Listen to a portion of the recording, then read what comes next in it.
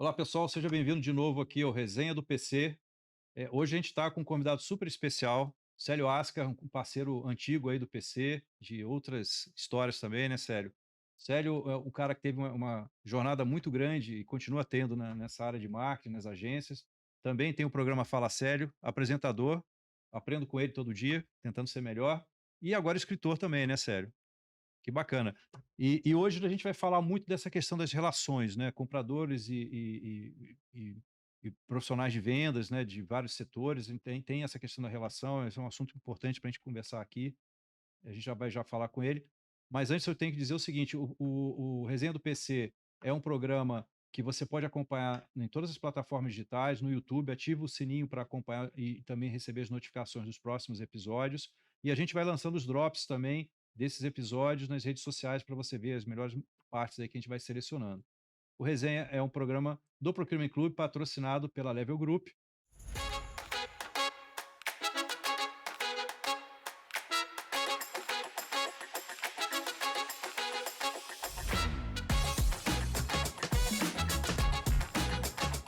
Sério, vamos lá, cara. Obrigado por você ter aceito aí o convite, por estar aqui com a gente. Eu acho que vale você primeiro se apresentar para a turma, falar um pouco da tua história. Eu falei duas palavras que resumem uma vida inteira, Exato, né? Conta pra gente aí como é que você, por que que você caiu nessa questão do sim. marketing, como é que foi a tua paixão pela função, depois essa história do programa e agora como escritor, como é que a vida foi te jogando para esses rumos todos aí? Olá a todos, primeiro obrigado André, estar novamente com você, Verdade. assim, a gente tem uma longa jornada de trabalho junto ao longo da nossa carreira, da minha e da sua, já tive aqui no Procurement Club, gosto, acompanho vocês, eu acho que é essencial ter, eh, essas discussões através do Procurement Club, que é um setor que foi muito tempo abandonado e hoje tem uma representatividade através de vocês. Então eu fico feliz. Sempre que você me convida, eu fico muito feliz e topo na hora. Eu nem questiono, não pergunto nem a data e o horário. Eu falo, vamos, porque Nem o que que a gente vai fazer, né? exatamente, é um prazer. Então, muito obrigado por estar aqui novamente. Já tivemos acho que 1 ano, 2 anos atrás. Então, eu fico muito feliz por estar aqui. Minha carreira toda é no marketing, na comunicação, né? Eu comecei, na verdade, trabalhando em engenharia. Minha família toda tinha empresa de engenharia. Eu estava trabalhando na empresa de engenharia, mas era um estranho no ninho. Cheguei lá, eu fazia o quê? Eu falei, me dá o marketing. Daí fala, mas não tem marketing na construtora. Então vamos criar o marketing, porque eu não tenho o que fazer aqui. Daí eu criei o marketing na construtora da família, daí comecei a participar de feira, catálogos, comecei a fazer bastante coisa de comunicação. E eu lembro numas férias minhas, acho que foi em 1999 ou 2000, eu tinha um amigo da família que era diretor do programa do Faustão. Hum. Falei, olha, eu vou sair de férias, posso fazer um estágio lá no programa do Faustão? Era aqui em São Paulo, ali na Água Branca. Falei, vem pra cá, vem o que você quer fazer. E eu fui trabalhar de estagiário lá no programa do Faustão e me colocaram pra fazer pegadinha do Faustão. Então eu ia pra Ah, essa rua, eu não eu sabia. era o produtor que ficava lá quando você tomava aquele susto, eu ia lá com a minha pranchetinha, por favor, autoriza a sua imagem? De 100 que eu pegava, de que eu ia com a prancheta, 99 eu levava murro e uma assinava a autorização. Mas era assim, era a forma de conhecer a televisão ao vivo, de estar lá num programa de pegadinha, de gravação. Quando acabou o meu estágio, eu falei, olha, como que eu posso continuar aqui com você? Eu vou voltar para a construtora. Ele falou, olha, eu gosto muito de escrever. Posso escrever as pegadinhas? Porque eu vivenciei na rua. Posso escrever? Daí eu virei redator de pegadinha por um tempo do programa do Faustão. Era tudo por fax. Eu escrevia as pegadinhas, máquina de escrever na época, e mandava por fax. E eu sempre gostei de. Daí tinha uma hora que eu falei: não, não dá para eu me enganar, vamos brigar com a família, mas daqui eu não fico. E eu saí da construtora, né, uma briga familiar, porque era o herdeiro ali, né, era o único homem ali que está sendo preparado, abandonei tudo e fui trabalhar em agência. Fui freelancer de agência. Comecei com trainee isso em 2000 no Banco de Eventos, que é a empresa do Zé Vitor Oliva na época. E lá fiquei por 6 meses e aconteceu que a TV Globo estava recrutando pessoas para montar área de eventos aqui em São Paulo, que é uma empresa, uma emissora carioca, abriu aquela sede linda na Berrini e chegaram a ter meu nome. Eu falei, mas caraca, eu tenho 6 meses só de profissão, a TV Globo já quer me contratar. Daí eu participei de todo o processo e foi aprovado. Daí fiquei na TV Globo por 3 anos, de 2000 a 2003, cuidando da área de eventos e de PR. Então eu cuidava de todas as ações da TV Globo, lançamento de novela, debate de candidato, Criança Esperança, projetos sociais, visitação à sede. Depois de 3 anos eu estava mais um pouco cansado já, porque trabalhar em televisão é muito maçante, quase 24 horas que você tem que estar, porque tudo acontece, né? A emissora não sai do ar. Tive uma proposta da Mix, né, da agência Mix, que queria me levar para assumir a área de produção. E aceitei, tô lá até hoje, são 20 anos, vou completar agora. A Mix já virou Mix, a Actual Mix e agora a KM Performa. Hoje eu não estou mais na operação, continuo sócio da KM Performa, que é uma agência de live marketing digital. Então a gente tem duas frentes, que a gente é uma empresa de experiência. Então a experiência ou ela é digital ou ela está presencial. Então a gente é uma empresa que tem aqui a sede em São Paulo, mas a gente está no Brasil todo, a gente tem a nossa equipe está espalhada pelo Brasil todo. E hoje a gente tem uma gestão muito mais profissional, com 2 co-CEOs, e eu estou muito mais no conselho e sócio da empresa. Além disso, no ano passado, no meio da pandemia, eu montei uma plataforma de emprego chamada Connect.me, que é uma plataforma 100% digital, focada no mercado de comunicação e marketing, porque eu vi a necessidade no meio da pandemia, todo mundo desempregado, e muito freelas acontecendo, né? E a gente contratando gente pelo Brasil todo, até a gente fora. Eu falei, então precisa de uma Para plataforma captar essa para as pessoas se encontrarem. Uhum. Relações têm que ser feitas. Então a plataforma está aí, ela é estritamente gratuita, tanto para a empresa quanto para o profissional. Então quem está procurando emprego é na comunicação e marketing, connect.me com K. E também em 2020... É essa que eu quero. Como é que você foi Então, parar no Fala Sério? daí em 2020, aquela coisa de pandemia, todo mundo sabendo o que vai acontecer, preso em casa. Eu sou uma pessoa agitada, então para mim, ficar preso em casa foi muito difícil. Minha família não mora em São Paulo, então eu moro sozinho, então imagina ficar preso em casa sozinho, eu com eu. Não ia dar certo. Eu falei, preciso fazer alguma coisa.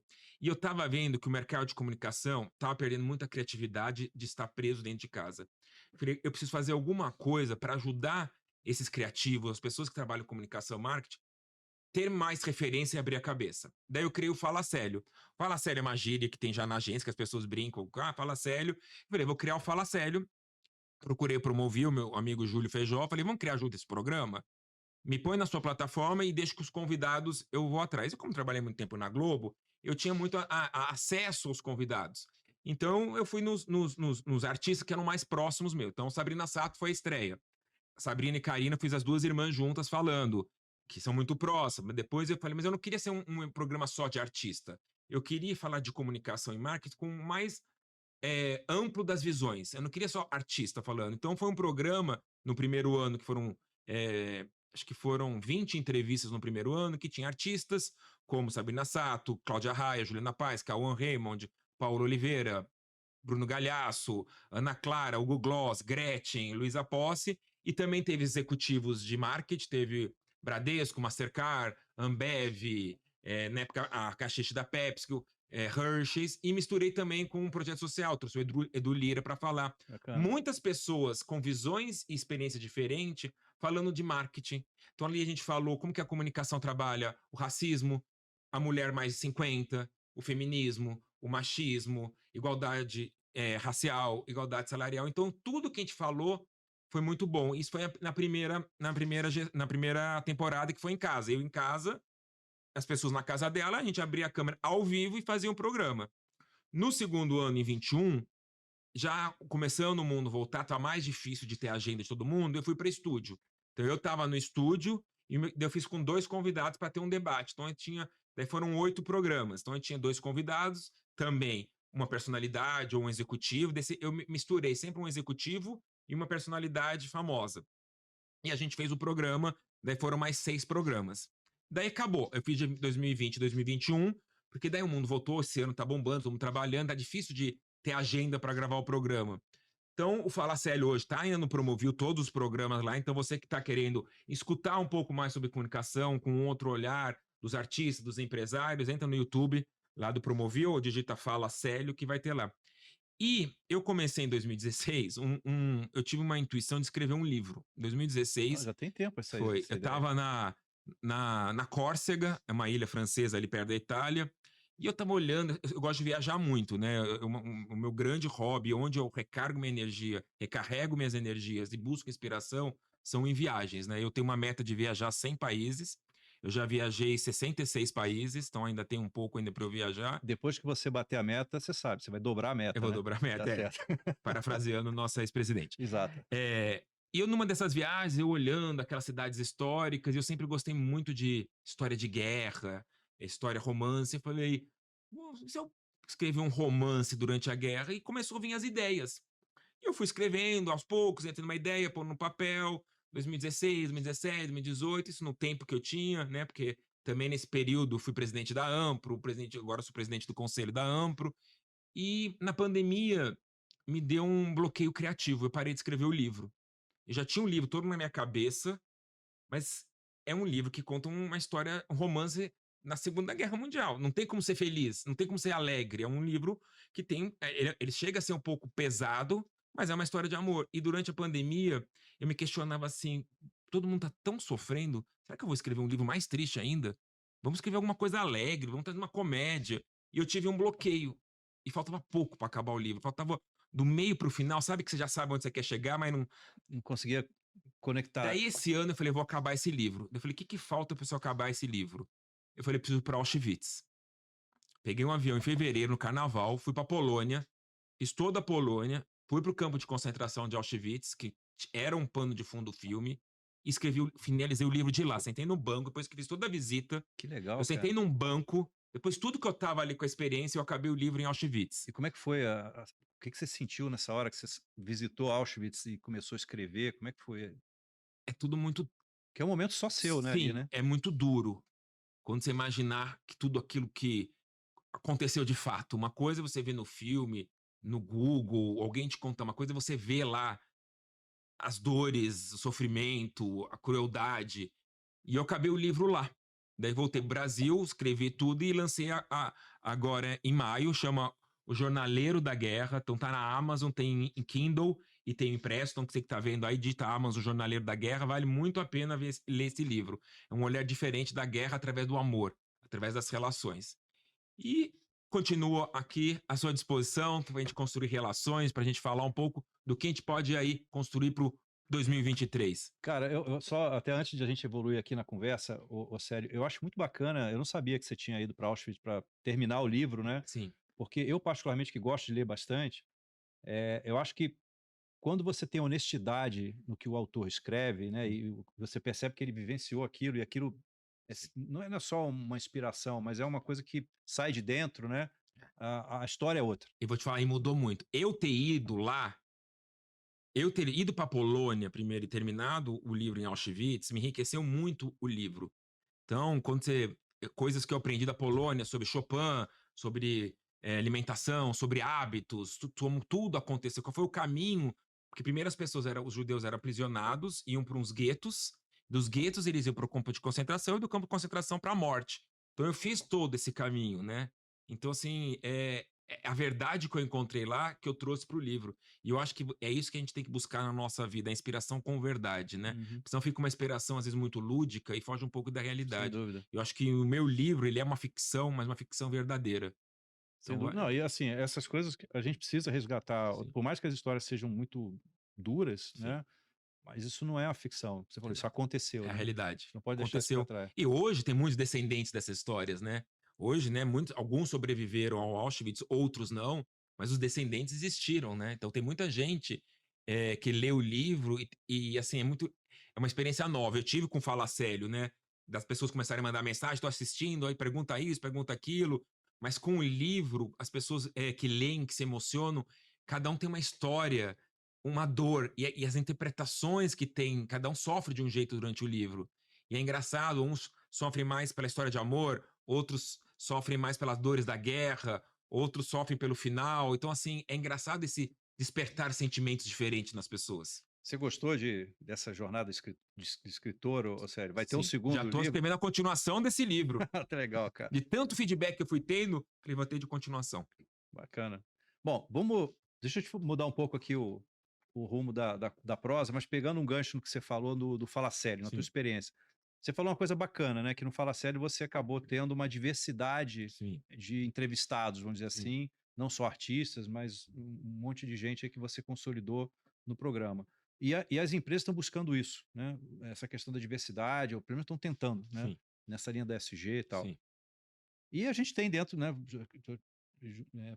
afunilando aqui a retórica para chegar no ponto que nós, compradores, temos essa questão da diversidade de certa forma, porque a gente tem que lidar com um monte de público, a gente estava falando um pouco antes, né, de sim, começar aqui sobre isso. Como que você vê, você que é um cara de sim. comunicação, né, ô Sério, essa questão da diversidade dentro das empresas, mas a importância da comunicação para que não só você tem um público diverso, mas que esse público tenha liga, Exato. que eles funcionem bem juntos, né? Que eles trabalhem bem juntos. Não só dentro da empresa, mas fora também, no caso aí, dos fornecedores, né? Eu acho que diversidade é um ponto muito importante hoje em dia em qualquer tipo de relação. A gente tem que estar aberto a escutar. A gente tem que estar aberto a conhecer novas opiniões que muitas vezes são divergentes da nossa.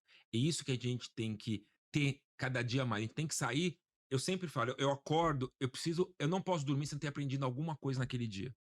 Eu durmo muito mal se eu não tive algum aprendizado aquele dia. E às vezes é um papo com as pessoas que você menos imaginam. Se você estiver aberto a escutar, eu acho que você aprende. Algumas coisas você vai concordar ou não concordar, mas o ponto não é a concordância, é o aprendizado. Mas eu acho que muito além da diversidade, a gente tem que buscar representatividade. Acho que a diversidade é o início, mas a gente tem que buscar a representatividade. O que eu entendo muito de representatividade? Além de trazer a diversidade e a inclusão, a gente tem que dar voz a essas pessoas. O que eu vejo muito é, as empresas, agências, mercado, não estou falando só de comunicação, falando como o mundo geral, tem a cota da diversidade, mas não dão voz a essas pessoas. Uhum. Eu tenho ali um funcionário preto. Eu tenho ali um funcionário com deficiência. Mas quanto ele é presente? Quanto ele representa? Ou ele tá lá só para falar que tá? A gente tem que dar voz a essas pessoas. Hoje, no mundo, se não tiver o diálogo, né? A gente estava até falando antes, eu vejo que com pandemia, as pessoas, por ter ficado muito tempo em home office ou dentro de casa, ficaram um pouco egoístas ou individualistas. Não dá mais. Hoje é o coletivo que sobrevive, é o coletivo que te leva à frente. Eu sempre tive na minha carreira, quando as pessoas falam em RH, por exemplo, como que você escolhe as pessoas para trabalhar ao seu lado? Ela tem que ser melhor que eu. Eu preciso me evoluir como pessoa. Ninguém nunca vai chegar no seu estágio máximo como ser humano, como profissional. A gente tem que cada dia buscar achar que o máximo está longe para a gente poder melhorar. Então, eu acho que diversidade e representatividade, em muitos casos, ainda é um discurso que nós estamos caminhando para ser, de fato, um, uma coisa que seja natural, que não você não precisa falar precisa trazer diversidade, tem que ser natural. Sim. Mas a gente precisa ainda Uhum. ser obrigatório. Sim. Então, acho que a gente tem muito a evoluir ainda. No Brasil, principalmente. Eu acho que no Brasil ainda temos mais um grande discurso e uma pouca prática. Deixa eu te fazer uma pergunta. Aliás, assim, antes de fazer a pergunta, sério, eu tenho também escrito lá no nosso portal, lá do Procurement Digital, muitos artigos sobre liderança. Eu tenho Sim. tratado muito desse assunto, porque eu acho que os líderes têm mais responsabilidade por serem atores nessa mudança. Sim. Né? É muito mais fácil você mudar de cima para baixo do que de baixo para cima. Tá? E uma das coisas que eu falo é sobre isso. No artigo eu falei que você quer atingir a sua meta, você falou de cota, Sim, claro. e cota às vezes se traduz em meta para Sim, muita sim, sim, gente, sim. mas tem várias outras metas ligadas ao ESG, Sim. ou você quer fazer aquilo por propósito, que você acha que realmente é Exato. importante fazer. Né? Porque quando você traduz em meta, é importante ter, até para você medir quando você está avançando, mas tem que tomar cuidado para que aquilo não seja realmente o Sim. objetivo principal, e sim o propósito Claro. daquela ação. Né? Uma palavra que você falou que é muito importante é a verdade. Uhum. Qual é a verdade dessa atitude? Ela é uma atitude que ela tem a verdade porque você acredita, ou é atitude, ou você está fazendo isso para completar um requisito da sua empresa? Uhum. É isso que a gente tem que ter muito claro. Sim. Então a gente tem que caminhar muito. O SG ainda, eu acho que ainda é uma sigla. Sim, Ele também não é ainda uma realidade. concordo. Muito fala, mas pouco prático. E não estou criticando quem faz ou quem não faz. É uma coisa que é mudar a mentalidade. Porque você falou em liderança. Eu sempre tive comigo qual é o líder que eu queria ser. Eu quero ser, não sei se eu sou, mas eu tento ser um líder que forma pessoas. Eu quero que um dia, quando eu tiver mais aposentado ou velho, eu tenha deixado pessoas preparadas Seu legado, né? para me substituir ou para criar outras coisas maiores do que eu criei. Eu acho que um líder é aquele que forma pessoas, que está do lado de pessoas para compartilhar seus conhecimentos. Eu vejo muita gente que não compartilha conhecimento. Eu falo, mas vai levar o conhecimento para o caixão? É. Compartilha. Faça que as pessoas sejam iguais ou melhores que você.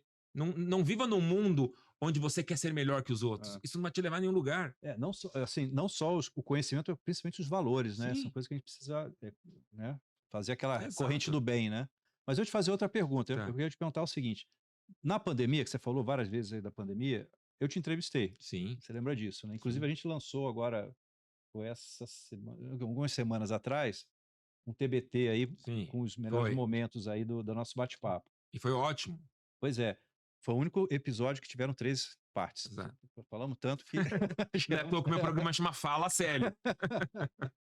Não, mas o que eu queria te perguntar é o seguinte, lá naquela entrevista, né, teve um ponto que eu me lembro que a gente colocou ali em discussão, que foi assim, a pandemia, assim, toda a dor que o ser humano passa, o que que é o sábio? É aquele que aprende com a dor. O Exato. cara que sai do outro lado e não aprendeu nada, ele só fica com o que é ruim, só fica com a dor que ele Rancor, sentiu. fica com rancor. E só fica com aquelas memórias horrorosas, né? Mas tentar trazer alguma coisa de positivo daquele horror todo.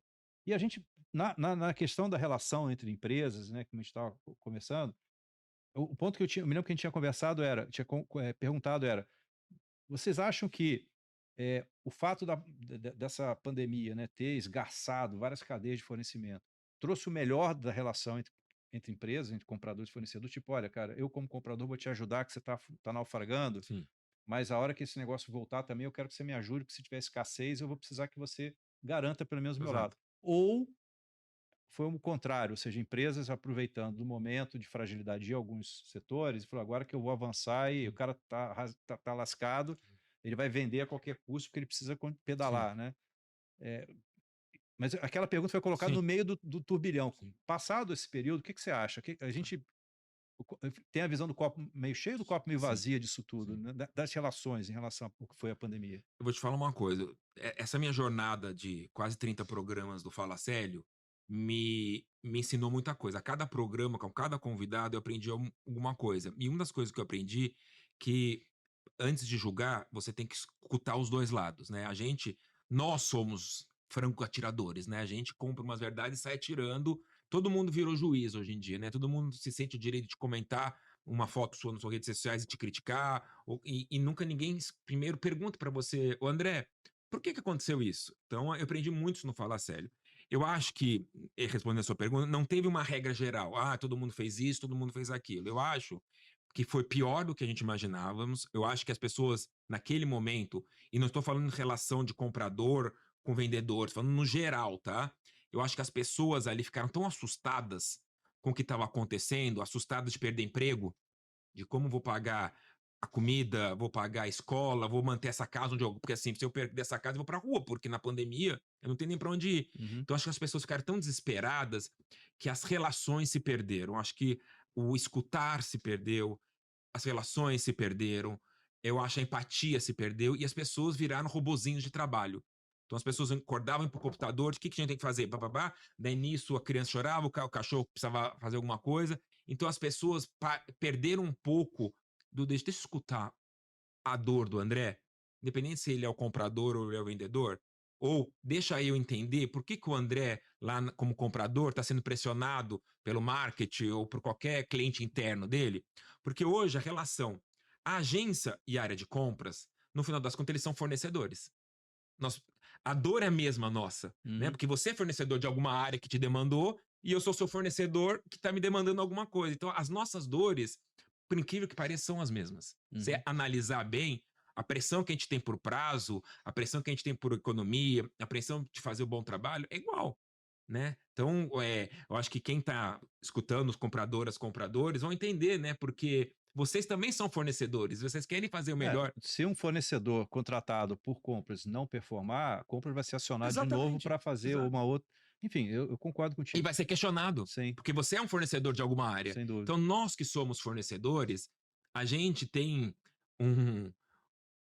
um fardo maior para carregar, porque o fornecedor muitas vezes é o último a ser avisado de alguma coisa. Então, quando as agências entram nesse embate, mas por que compras isso? Eu sempre pergunto, você perguntou pro cara de compras quando que ele recebeu o pedido para ele te comprar, ele fazer o compra, para fazer o orçamento? Às vezes ele tá recebendo agora e teve que pedir agora. Então, assim, eu acho que falta um pouco essa abertura pro diálogo.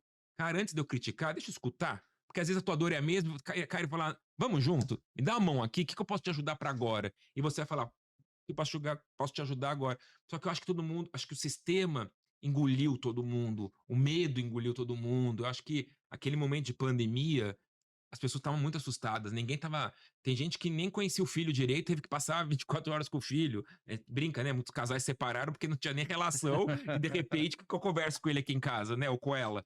Eu acho que deu uma piorada. Eu acho que teve empresas, assim, que aproveitaram um momento de baixa das agências, sim, para apertar mais, do tipo, ó, é o que temos, você vai ficar sem? E tem outro lado, empresas também falaram, não, ó, vou te pagar um pouco antes para poder te ajudar o caixa. Então teve os dois lá, então não teve uma regra, o vilão e o mocinho, porque eu nunca acreditei em vilões e mocinhos, né? Eu sempre acredito na falta de entendimento. A falta de entendimento, de diálogo, cria os vilões e os mocinhos. Então, eu acho que não tem uma regra. Bom, passado esse período de pandemia, como que a gente resgata essas Sim. relações, ô Sérgio? O que você acha? Eu acho que é através do diálogo. Eu acho que, né, no começo desse ano agora, né, a nova gestão da Ampro, a gente lançou uma campanha que chama Estamos Esgotados. A campanha Estamos Esgotados, ela não é direcionada a ninguém, a comprador, a marketing, porque eu acho que, ó, você que está me ouvindo, comprador e compradora, você também está esgotado. Aquela campanha da Ampro te representa também. Porque todo mundo hoje está esgotado porque ninguém está querendo parar e discutir o processo. Enquanto as áreas, vou falar no meu caso, né, agência de live marketing, compras e o fornecedor sentarem e falar, vamos desenhar juntos um processo que te atende, respeitando o que marketing precisa, respeitando o que compras tem que seguir, respeitando o que a agência tem que entregar. Vamos escrever um processo? O que pode ser esse processo? Ah, será que é necessário concorrência para tudo? Será que o prazo de entrega de uma concorrência tem que ser tão apertado? Porque se também não. Porque às vezes chega pra gente, ó, tem que entregar daqui 2 dias um super projeto. A ideia não cai, assim. Ideia, me ajuda. Então, o que é um bom? Porque, assim, no final das contas, marketing, compras e agência têm o mesmo objetivo de fazer uma super entrega. Então, vamos nos unir para fazer essa melhor entrega. Vamos sofrer menos. Então, marketing, olha, vamos, o teu brief tem que chegar. Se o evento é daqui 30 dias, vamos lá, se o evento é em dezembro, vamos tentar escrever o brief em agosto, para você mandar em compras setembro, compras entender com calma para saber, para passar final de setembro, para entregar em outubro, para fazer em dezembro. Esse é o necessário? Não, não é. Porque se não vira, é uma gestão de afobados. O marketing está atrasado, solta o brief, compras tem uma pilha de compras e vai sobrando a bufafa. É aquela história que a gente falou, né? O Natal é todo dia 25, né, Exato. Sérgio? Já Não sabe muda, que o né? Natal é dia 25? Então vamos falar de Natal em julho?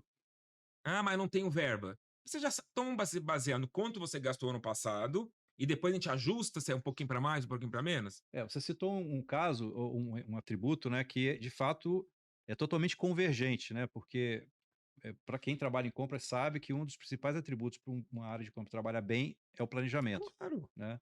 E para vocês, pelo Para que eu estou vendo, todos. é a mesma coisa, né?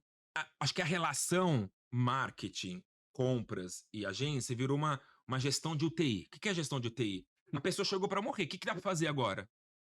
Daí você nem sabe se você está fazendo o melhor. Porque o médico ali não tem nem. Ele tem segundos com a vida de uma pessoa na sua mão para saber como salvá-lo.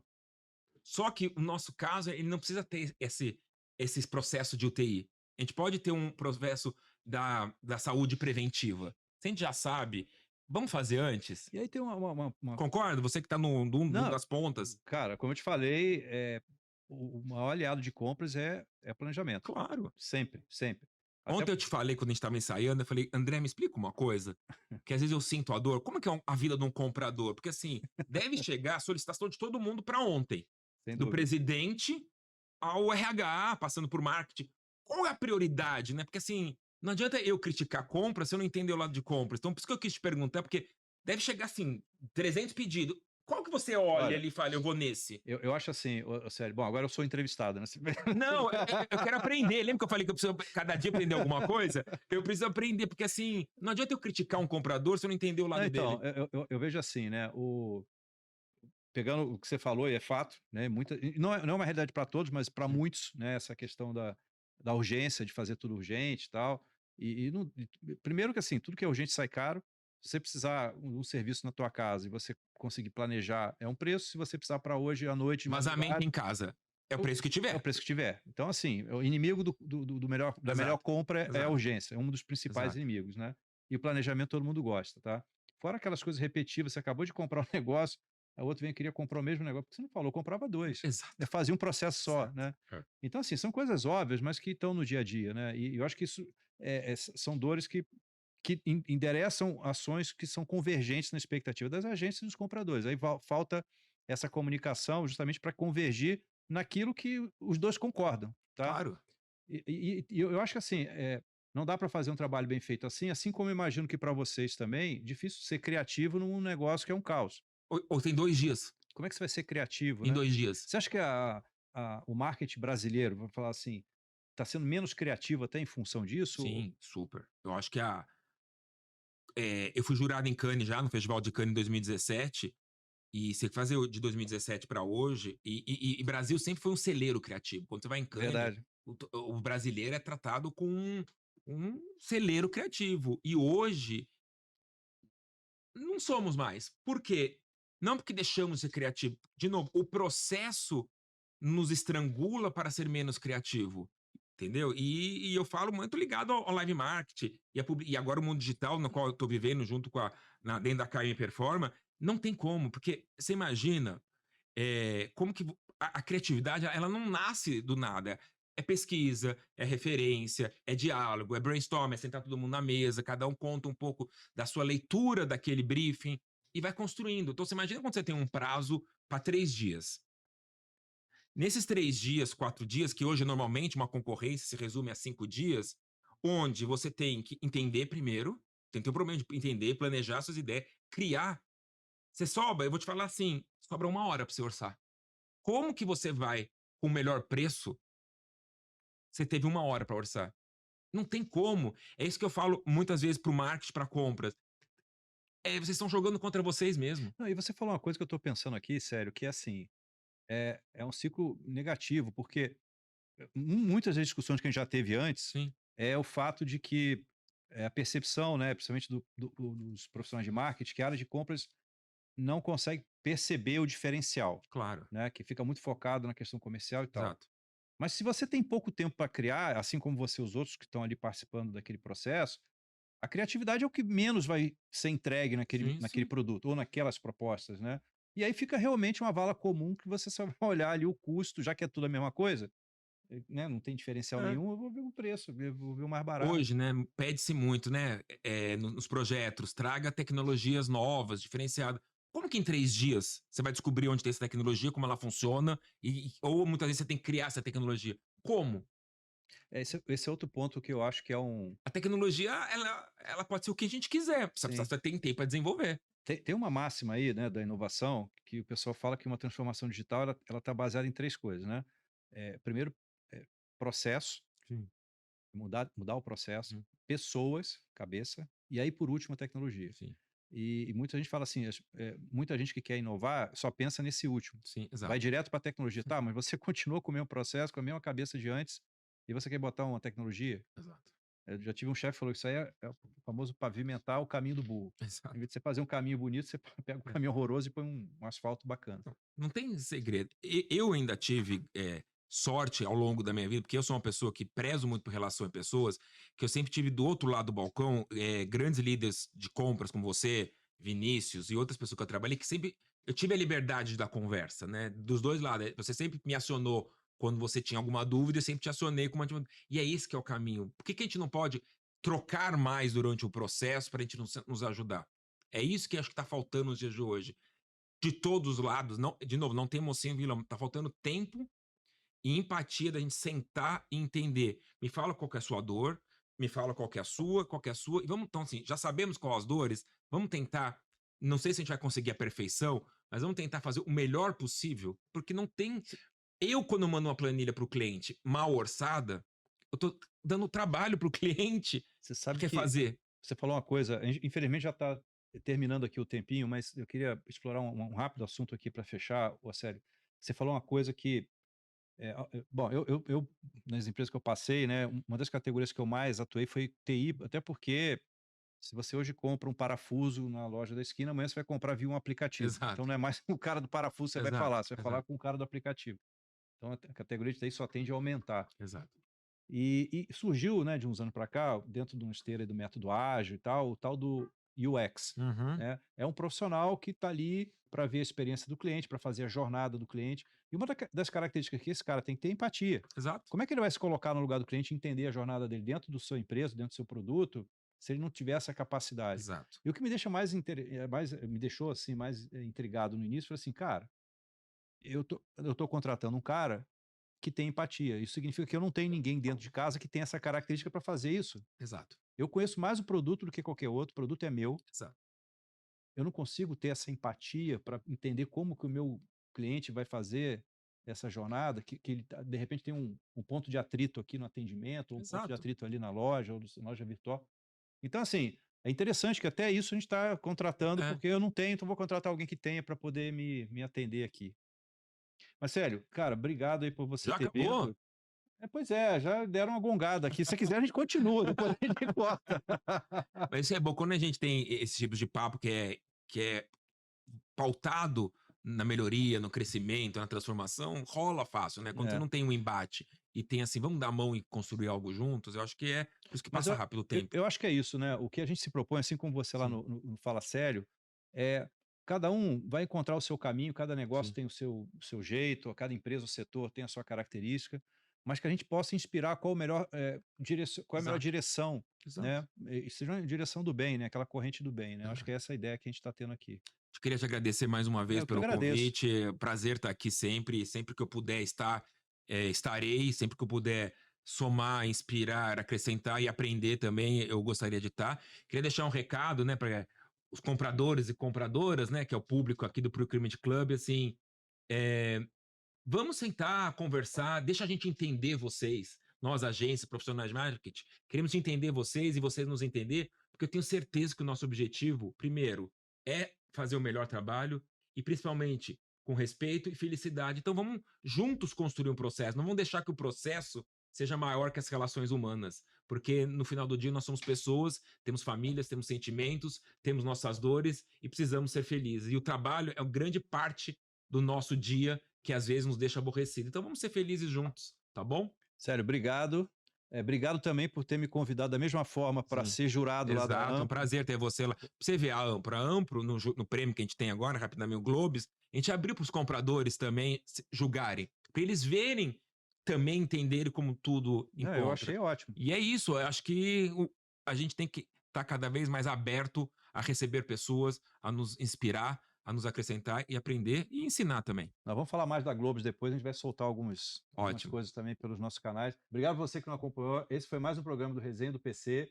Acompanhe a gente pelo YouTube, ativa o sininho para ser notificado para os próximos episódios. Estamos também em todas as redes sociais e principalmente nosso canal de conteúdo, o Procurement Digital, procurementdigital tudo junto.com.br. Até a próxima, pessoal. Tchau, tchau.